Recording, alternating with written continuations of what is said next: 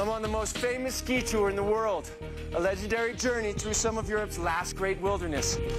A chance to be at one with the mountains as I travel through France, Italy, and Switzerland, all in the same trek. It's a feat of human endurance that would push even Superman to his limits. This is the haute route, and I'm somewhere in the Alps.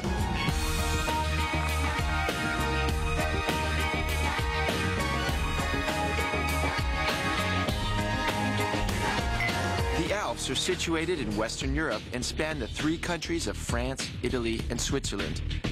I'm ski touring for 7 days on the legendary route from Chamonix to Zermatt. I begin at the Argentier Glacier and trek from hut to hut, crossing the Col de Chardonnay, passing through Verbier, and climbing the highest point at Pin de Rolla, before my final stretch past the iconic Matterhorn into Zermatt.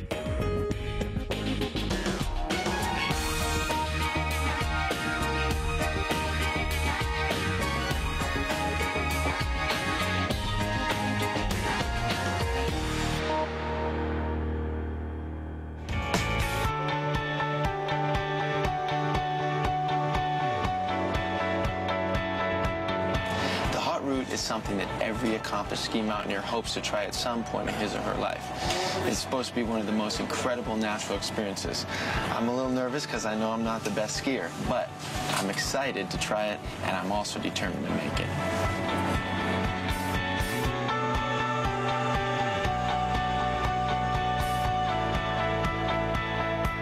Surrounded by the highest peaks of the European Alps, the ski resort of Chamonix is where the haute route begins and where mountaineers from all around the world come to go high alpine ski touring.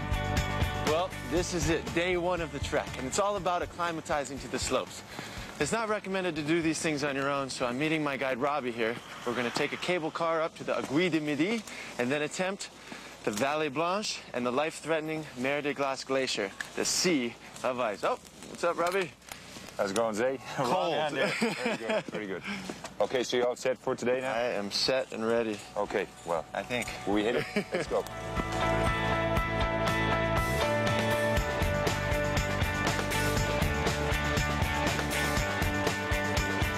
At 3,800 meters, the Aiguille du Midi is the most spectacular cable car in Europe. Blue sky up above, so we're probably moving up with quite good weather, so it should be good today.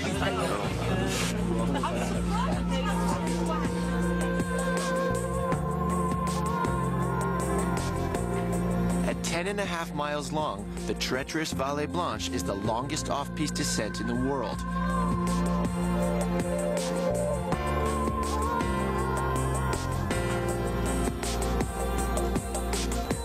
So here we go. This is our arête down here. Look at this. I can't believe how many people are already on the mountain. Today's run is just an acclimatization day before the full trek begins, as Robbie needs to decide if I'm even good enough to ski it.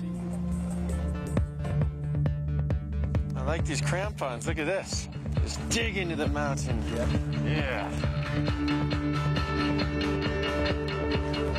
Awesome valley, man. That just looks like hard clouds. Yep, that's it. And that's the way we're going there, Zay. All right. Okay? So just one thing. Yep. We're skiing on a glacier, so I just want you to stay behind me. Okay? Are you ready to go? Okay, let's go. Are you having a laugh? Are you having a laugh?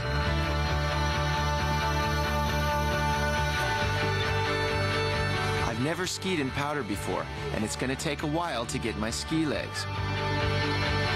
The Vallée Blanche is so different to the manicured pistes at the ski resorts. Here, there is no ski patrol, no markers, just slopes of virgin snow.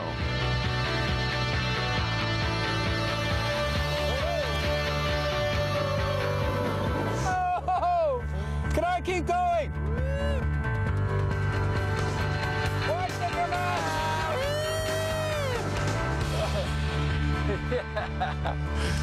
Oh, man, that was a pretty bad fall, but at least it was soft. Nice fall, though. Nice fall. Yeah, but just, I mean, one of the things you find is when you're skiing in the powder snow, it's actually easier than skiing off to the side where it's already chopped up.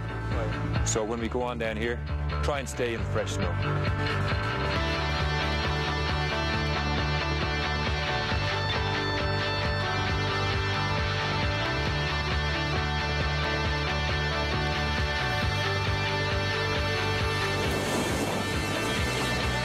Okay, Zay, hang on a sec. Whoa, whoa.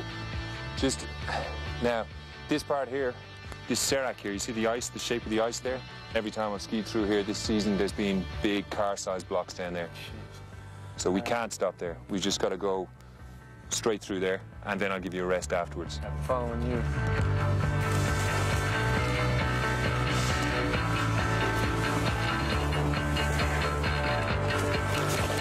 Watch out here, Zay. Just slow down, slow down. Come over here. Just look down, just down here, look, there's a crevasse just down here. So we're going to have to go around it. They're very dangerous near the edge, so we need to stay back a little bit from the edge. It just creeps up on you. Huh? Yeah, just like that, like a trapdoor in the snow. On average, 50 people die or are seriously injured in the Chamonix Valley each year. And with no tracks to guide you, it's easy to ski into a hidden crevasse. Over, I go. Oh! Do you like that? Yeah, okay, all right. Okay, now spin yourself around and get your feet onto the ice. It threw me over. Oh. Well, there you go. Oh, it's going to be a lot worse than that if you actually fall into a crevasse. Yeah, it's you had true. a rope on this time. Okay, down you go. Just walk down normally. Okay. Yeah, there you go.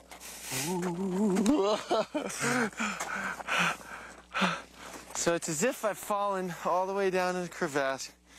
This is the challenging part. Good stuff. That's it. Stretch up. Yeah, get that one in. Okay, go again with that one. Go again. Again. Again. Good. That was a good one. Okay, move the feet up. Okay. Yeah, if you can. Good job, Zay. Good job. Okay. Okay. Use your feet. That's it. Really good. Coming up. If I had really fallen into a crevasse, I could well have broken a leg or arm, so now I know why having a guide and carrying this kit is so important. You'll do better with a rope than a spare pair of underpants.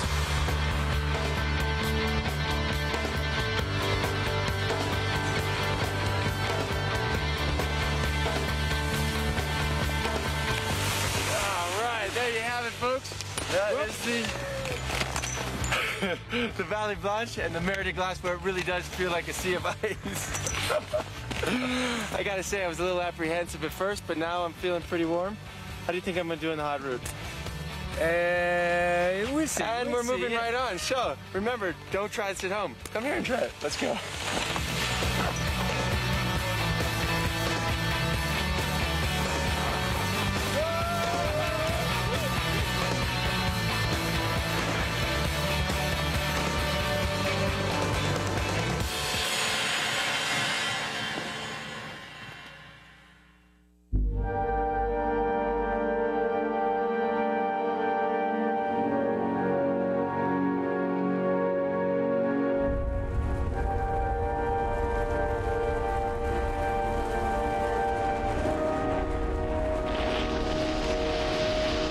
It snowed overnight, and much of the hot route is seriously exposed to avalanche risk. This is your avalanche transceiver. You need to have this right next to your base layer. If I'm looking for you, as I approach you, this will detect. Mine's beeping now. Yeah, so Gotcha. that's when you take out the avalanche probe. Okay, Yep. like, see, that's what All right. Here, do you want to see what it feels like there? Just, that's what it feels like. okay. You stick it right up my nose, and I don't care because you found me. What are the chances of an avalanche this time of year? Today, the avalanche risk has increased due to the extra snow we had last night. I've had quite a few experiences with avalanches, set off quite a few. It happens out here quite a lot. Especially more recently with shallower snowpacks. 45 people died in France in the year 2006 in avalanches, which was one of the highest ever. Robbie, we only just met. Oh, well, you know the way. Let's check. All right. Okay, so that's you. Okay. Remember, I'm human. Not so scary. Actually, I feel a little bit more secure. It's a lot of gadgets, but it's what's going to take care of us up there. You ready for me? Today we take the cable car from Argentière up the Grand Monte. It's then a steep descent and uphill climb across the vast expanse of the Argentière Glacier to reach the Argentière Hut in France. There are 3 different routes you can take, which vary from year to year depending on the crevasses. Here, out across the glacier, over to those crevasses. You can see the crevasses over there. And then down from there, we need to watch out for an avalanche there. Down from there onto the glacier. They actually used that to film one of the James Bond films. Harding. Zay Harding. That's it. And this mountain up at the back here, this is Mont Dolent, and it's famous because, well, some of the guides say if you stand there, you can pee in 3 countries. Because you've got Italy on one side, yeah, Switzerland on the other side, and France over here. Hit the road then. Sure.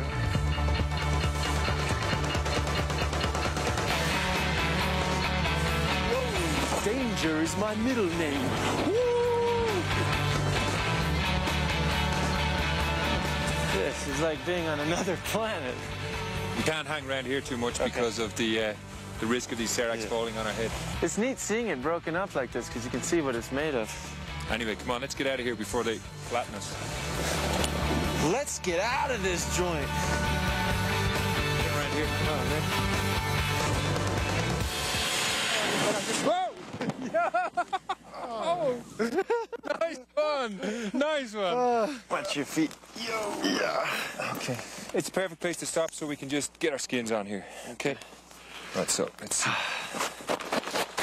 We're about to do our first uphill skiing, and in order to do this, we have to attach artificial sealskins to the bottom of our skis. Okay, just run your hand along the base of it there. Okay, run it back up the way. Okay, you see that? Yeah. So it's rough one way, smooth the other way. The fur lays down flat to slide forward and then stands up to give you grip when you climb.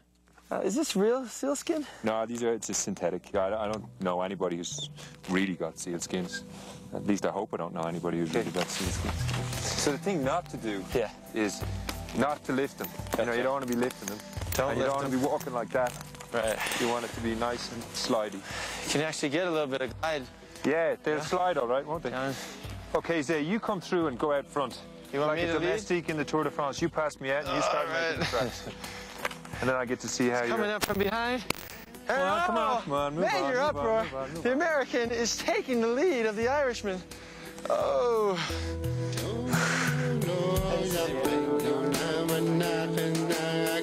This technique was invented by the Native American Indians, who used real sealskins, and is still used in Greenland by the Inuit. Folks, if you're watching this at home and you think you're in slow motion, you're not. This is how it goes. I think in lots of ways it's easier than walking. The important thing to remember with ski touring is to wear lots and lots of light layers. You can work up a sweat at times, and the weather can change quite suddenly. Should I have brought my passport? Because, like, we're going to be going through a couple different countries, huh? Yeah, well, you don't need your passport at the moment, but you can... There's no border patrol? No border patrol. You need your passport at the end, really. Are we almost there yet? You can see it just up there, Zay. All right.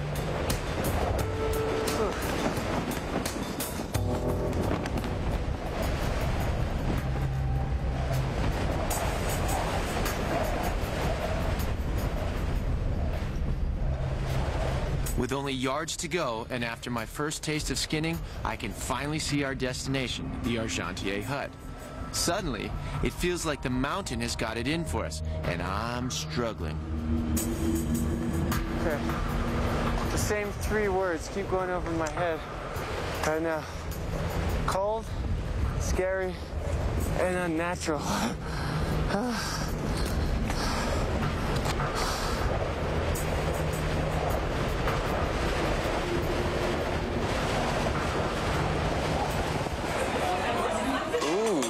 Looks good. I'll tell you something, after that day, I can't wait to eat. I'm not sure what it is, but I think you just dig in.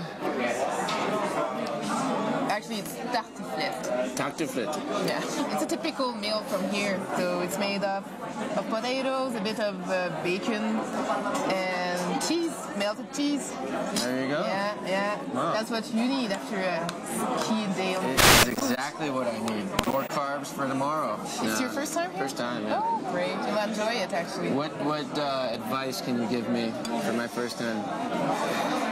Eat a lot and go to bed early so that you're in good shape tomorrow. Sleep? Yeah, yeah, that's all what you need. Basics. To the haute route. To the haute route.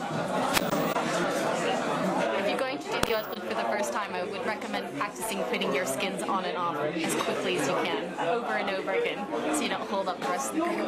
I recommend going to the gym beforehand, unlike what I did, and getting a bit of exercise and being fit, because you really need it.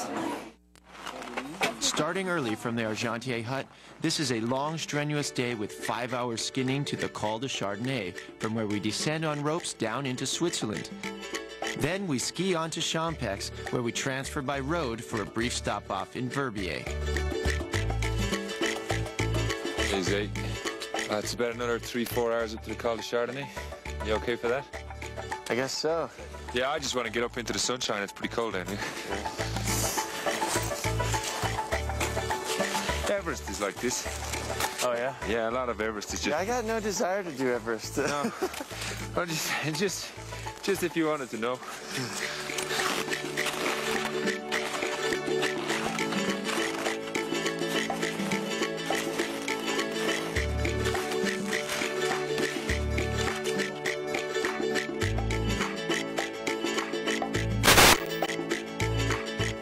First bit is a hard slog on foot before we get a chance to get the skis back on. Then I've got to learn a whole new turn. So we need to plant the ski, turn the uphill ski, okay, like so, then get standing on it and balanced over our poles, and then as we stand up, we bring the ski through like that. Okay. Then we can walk on until we get to the next turn. Okay. Turn like that, plant the pole. Here's the trick, watch. Yeah. I can just wing it through like that. So, take the inside foot or outside? That's the one, yeah. The uphill foot turns first. Uphill, okay. Move my pole.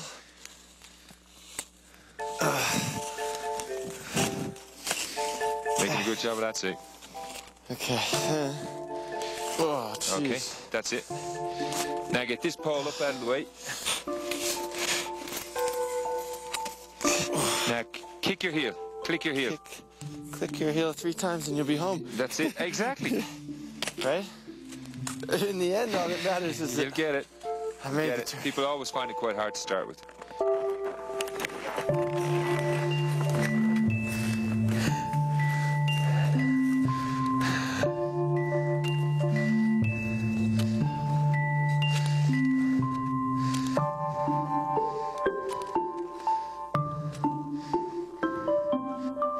Get around.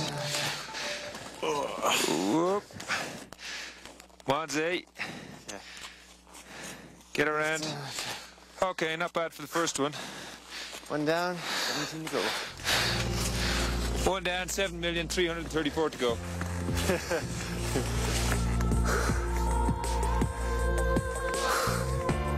Kick turns are important for zigzagging up steep slopes like the Col de Chardonnay, which has some of the steepest climbs in the whole route.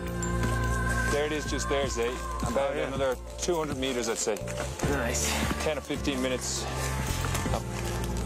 Now that we're almost here, what does Col de Chardonnay mean? The col is the U shape you can see there. Uh-huh. So it's sort of a natural pass in the mountains. Oh, this is tough. So, here we are, the Col de Chardonnay. And I have to say, wow, that is totally worth it. So, there's only one thing left to do.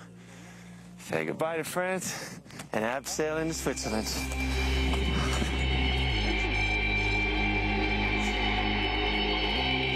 Now, it's well known that I don't like heights, so why is it always me that gets these jobs? This is abseiling on ice. I keep on my crampons? Yeah, absolutely. Keep on your crampons. Okay. All right, so how far down is this? It's just about 80 meters. Okay, 80 meters. What's that? 3 times 80? 240 feet. Oh, Okay. it must be delirious. Okay, here we go. Okay.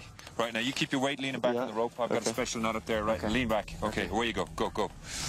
Keep pulling. Yeah, that's it. Do I hold on to this at all? You can if you want. It feels better. So just lean back into it, yeah? Yeah, that's it. Good man. Keep going. Woo. Lovely. Okay. Okay. Can't say as I've ever entered a country this way. I feel like a fireman getting lowered in to rescue the burning victims. Oh. Hang in there, folks. I'll be right over. All right. Keep it coming. Keep it coming.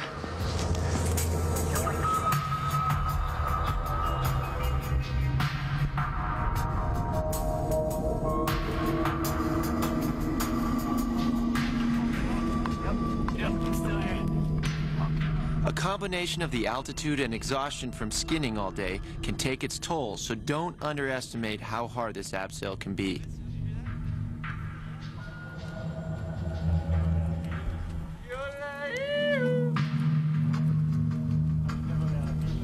Another incredible day with an amazingly tough trek up. But now that I'm in Switzerland, I can't wait to ride off into the blizzard. Let's go, Robbie. Okay, after you, Zay. After me. Yeah. Does that leave you later?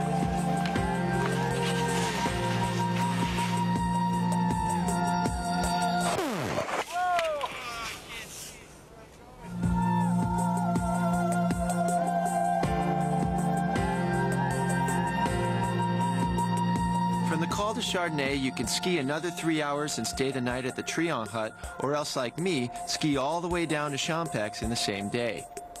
From here, ski tourers must then take a road transfer to Verbier. After stopping the night in Verbier, I've decided to spend the day here, and I'll pick up the hot route again tomorrow. Today, all the young ski bums are in town for an extreme skiing championship. This is it, the Extreme O'Neill, a competition that attracts some of the wildest and craziest adrenaline snow junkies in the world. Off-piste addicts who like nothing but the steep and deep, which makes me wonder, what the heck am I doing here?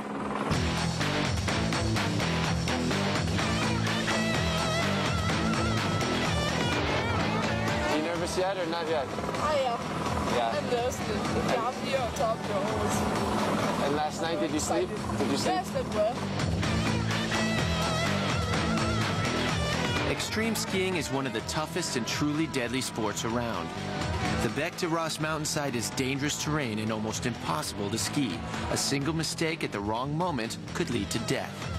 This has to be the craziest thing I've ever seen.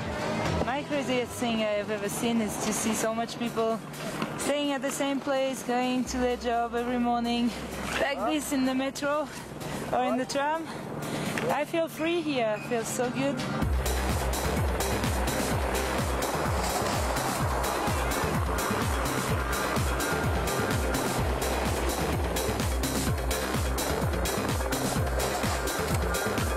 Scared of heights? Yeah. You are? Me too. I'm freaking out. It's scary. We should walk to the edge and stuff. Yeah. Well, that's what you guys have to do. You're basically free falling, aren't you? In some places. Some places.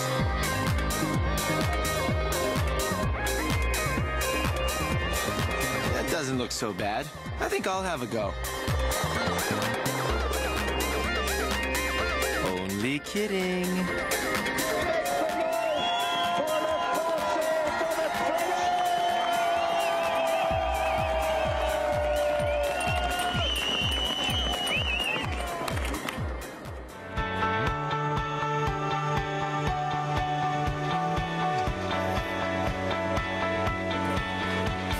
Pick up the hot route again, this time on the Swiss side of the Alps. Most ski tours will transfer from Verbier to Arola to take the Fontaines lift, then skin up the Pas de Chèvre and descend via steel ladders to the Dies Hut, a key hut on the route.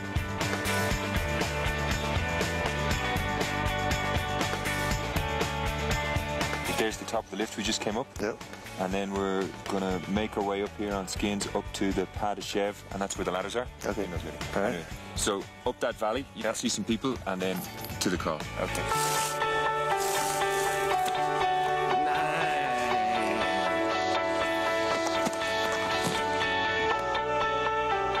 did the haute route come to be? It was sort of late 19th, early 20th century British explorer types wanting to, you know, looking for stuff to do, like they already had their empire.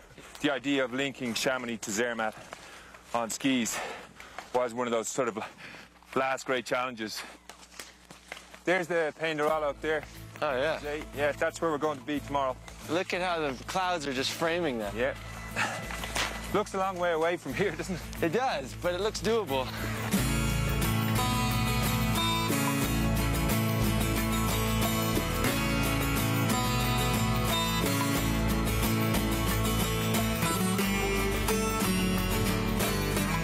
One of the neat things about these ski tour skis is not only do they lift up, but the heels are adjustable. So if I'm going up steeper, I just pull those up like that. And all of a sudden, I'm on flat ground again with my feet. So I'm just going up like this, like I'm on stilettos. Not that I'd know.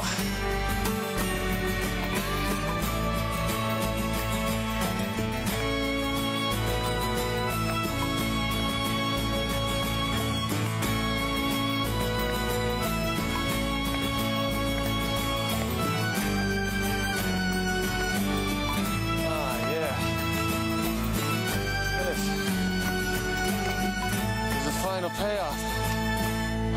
Not over yet, Zay. Get the skis off. Down the ladders and over to the cabane 10. How steep is this ladder? These are vertical. Vertical ladders. Nice. Okay. Well, in these conditions, in these boots, I don't know how safe this is, but if this is how it goes, this is how it goes. And I just climb down like a regular ladder, yeah? Yeah, absolutely. Here I was worried about the skiing parts, and this is the slickest part. Oh. Okay. All right. Okay, can give me some slack. I think after this trip, I'm gonna be ready for any mission. Send me in, I'll do it.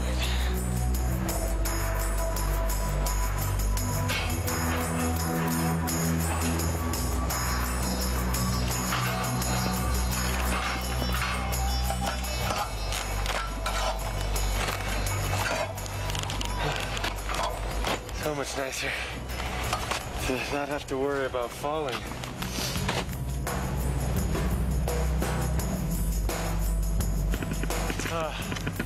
There it is, the D's hut. Although from here it looks more like a fort. It's huge. What'd you do today? Not much. Just climbed a couple of mountains, trekked across some valleys. What was it like? Like being on a treadmill for hours non-stop.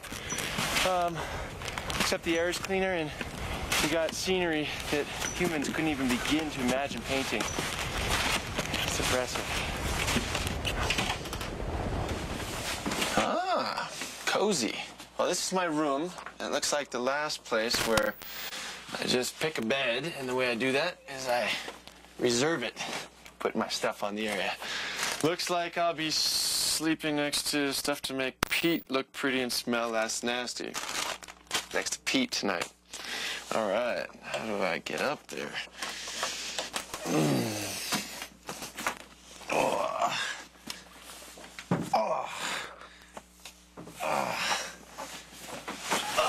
Yeah, let my feet hang off here. Oh, this is heaven.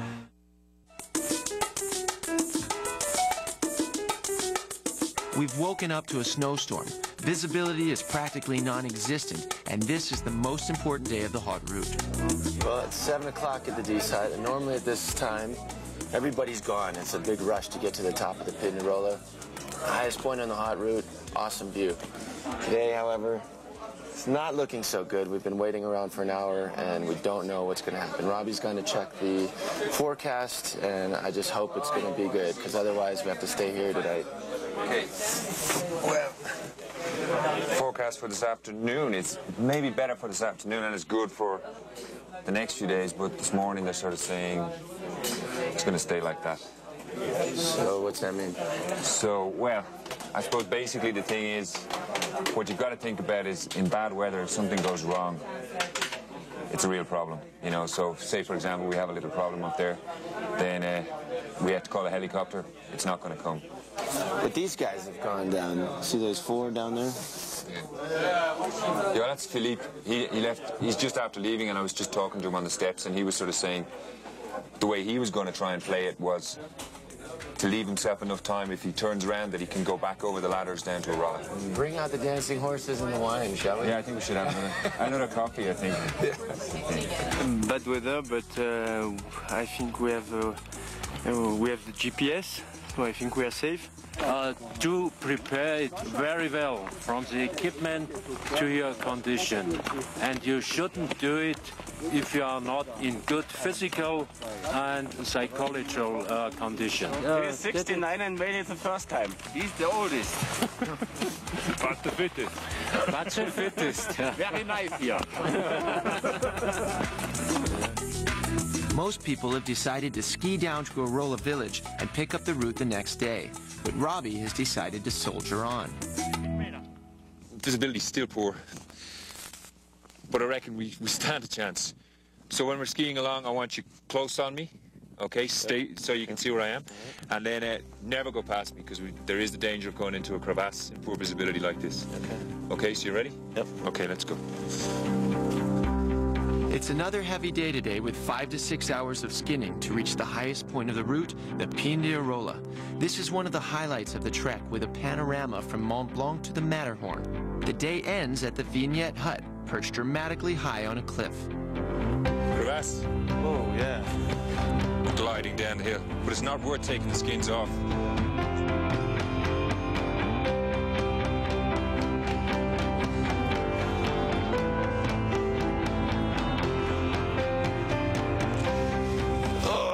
And now, for my favorite part of the day. And do you always get these same lunches everywhere? I mean, what do you want? Protein and carbs, right? Carbs mainly. Mainly carbs. Yeah, mainly. That's my understanding. Carbs and liquid. And liquid, okay. You know, you want to stay hydrated. Like the main problem people have in the mountains is they get dehydrated, even on a day like today, just because they're doing more exercise than usual. Look, it's really clearing up now. Oh, yeah. Sun's breaking through. Yeah, definitely. Visibility's really increased. Glad we didn't follow the rest of the hut. Like, I mean, a lot of people have made that decision to go down to Arola. So they're wimps. No, it could have gone either way, but I mean, I think we've taken the right gamble.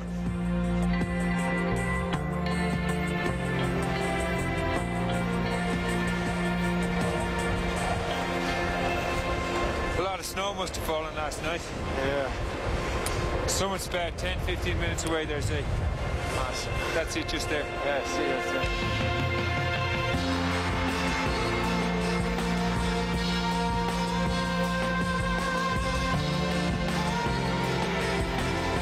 Stay in my tracks, eh? There's a steep drop down the far side there. Okay. It's straight down to Arola from there. About 500 or 600 meters. My fingers are freezing. Finally, we reach the top. At 3,800 meters, this is the highest point on the hot route. Whoa! Look at this.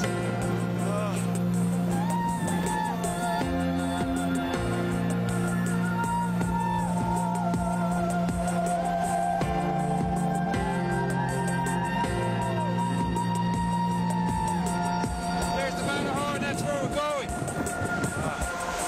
Back here's it. We're back in Italy over there. That's the Gran Paradiso. And then back that way. That's Mont Blanc. That's where we came from. It's back in France. So 3 countries, all the Alps. Fantastic, isn't it? You can see everything, nothing in your way, every which way you turn. Complete panoramic, nothing but Alps. Yeah. This is the highest point of the Horn route as well. So from here it's, well, sort of downhill as far as Zermatt. It's gotta be. I'm achy, my hands are freezing, they're numb, and I'm tired. But this is worth it. Look at this, nothing blocking you in every which way you look. Incredible. Yeah. It's incredible to have a summit in the Alps all to yourself. It's worth it. Okay, let's go.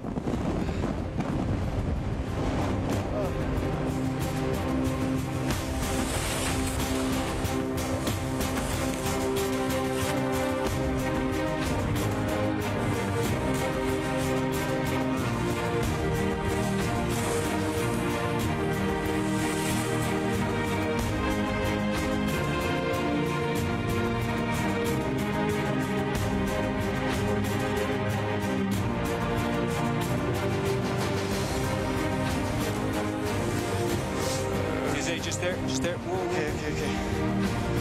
Come here. See the vignettes out there? Oh my God.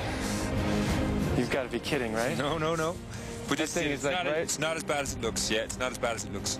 Okay? But what I want you to do is I want you to side slip. Okay? So really focus on side slipping down here. Okay? Ready This to go? looks even steeper than that. Oh, no, it's okay. It's okay. All right. This is where I know I really need my guide. One wrong turn, and it's a very steep drop down.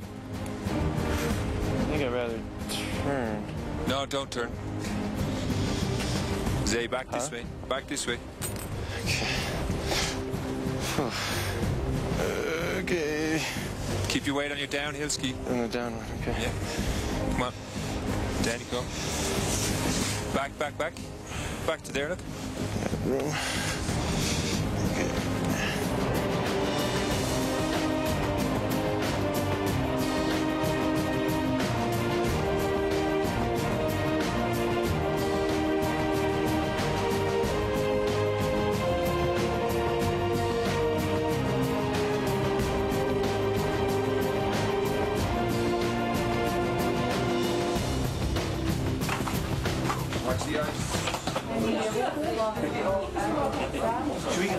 More about achievement than enjoyment in the hard stages, but when you get to the hard at the end of the day, it's a fantastic feeling of accomplishment. It's a real challenge doing it. It's great fun. And talking of challenges, my biggest one was yet to come. Oh, my goodness. The journey I'm on right now is the quick journey to the bathroom. It just seems so bizarre to put it right on the cliff, but that is bizarre to me too.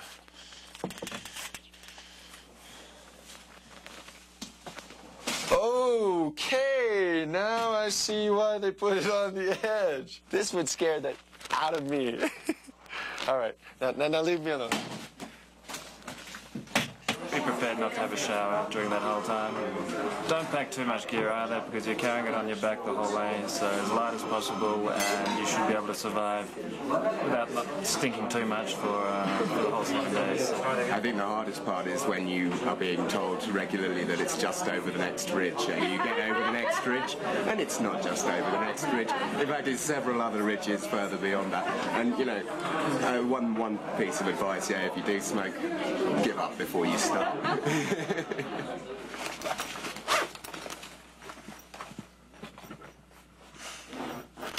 I remember how foreign this all felt the first night. Now it's just part of the routine.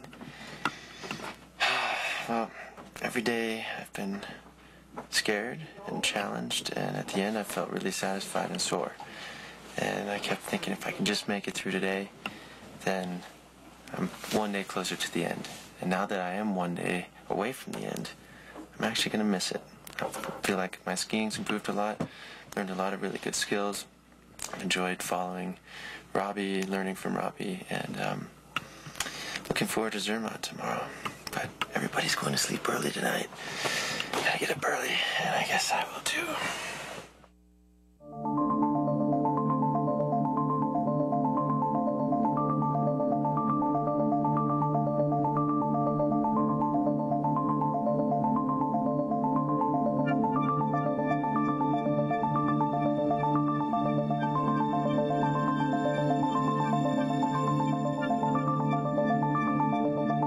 Last day of the trek, we descend from the Vignette Hut and cross 4 calls and 7 glaciers all the way to Zermatt.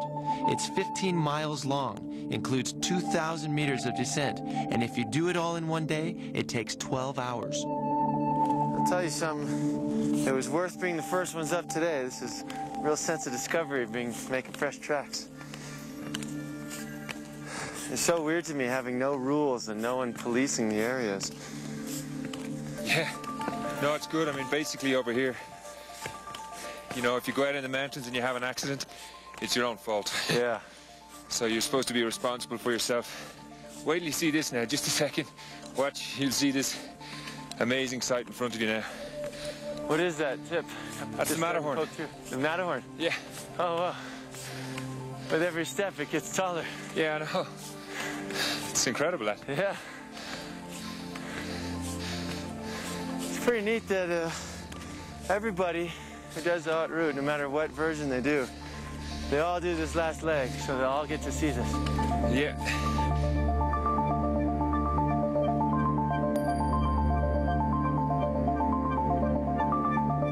I thought at some point we were going to cross the Italian border. We've been in Italy for the past 2 hours. Hold on. Oh, we're still in Italy. Oh, well, maybe you're in Italy and I'm in Switzerland. Oh, really? Because this is the border. Well, listen, you're not allowed to come back in. Don't cross that line.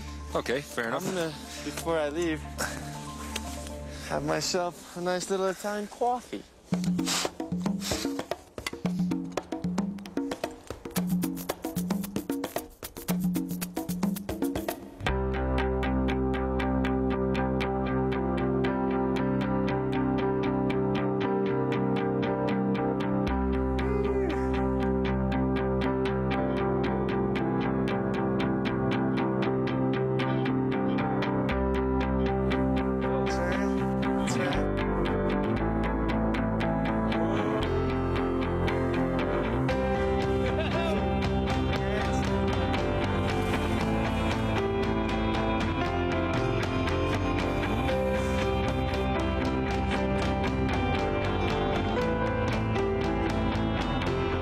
Have you actually seen changes in the glacial structure since you've been coming? Well, I've definitely seen places like the Valley Blanche change. During the summer, we use ladders to get down onto the Mer de Glace, and every year the glacier drops, you know, and you see they put on an extra extension on. Oh, yeah, I did see that. I suppose the other thing that's really prevalent now is you see snow cannons being used all over the place, all over the Alps. You know, like you're skiing around particular resorts that I knew a few years ago, and now I go down to them and there's these lakes, and the lakes are built just to supply water for snowmaking. A lot of the lower resorts, the resorts so below 2,500 meters and even up to 3,000 meters, snow just isn't guaranteed anymore. So, do you think the hot route, you think that's ever going to risk melting away? As far as a ski tour? Not for a few years yet, because it is high. But I know there's other ski tour areas like further south that, you know, sometimes guides just can't, you know, they put them in the schedule and they just can't do them because this just isn't enough snow.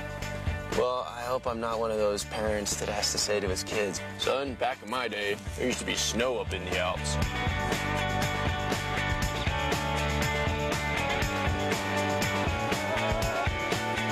The fun race down the steep slopes towards Zermatt is an exhilarating climax to this tough journey and a last chance to show off my new skills.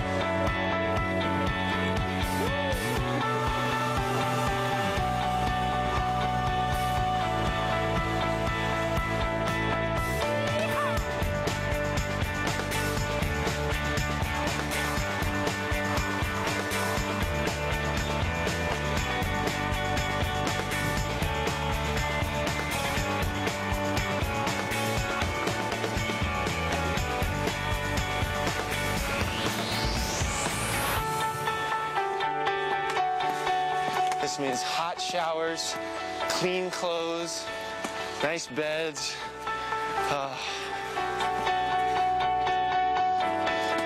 It's fitting that we end our journey in one of the original alpine ski resorts with its picturesque Swiss chalets, all nestled under the north face of the Matterhorn.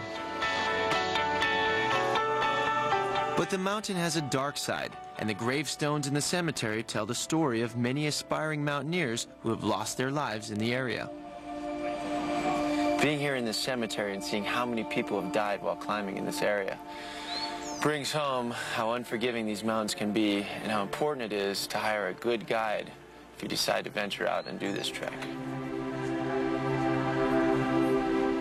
It really was life-changing. I pushed myself beyond my elements, my comfort zone.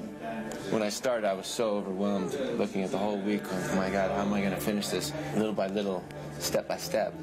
I was able to get closer and closer to getting better. And you said quiet. Just listen. Listen to the sound of silence. This is a remarkable, remarkable week. Visually, physically, emotionally, everything. Get yourself a guide. Hopefully you have one as good as Robbie, or you might even have Robbie. I highly recommend doing the hot route. Any version of it. And if you can do the whole thing, the last day is the best day. So, cheers for getting me home safely. That was my one goal. My one goal. Thanks.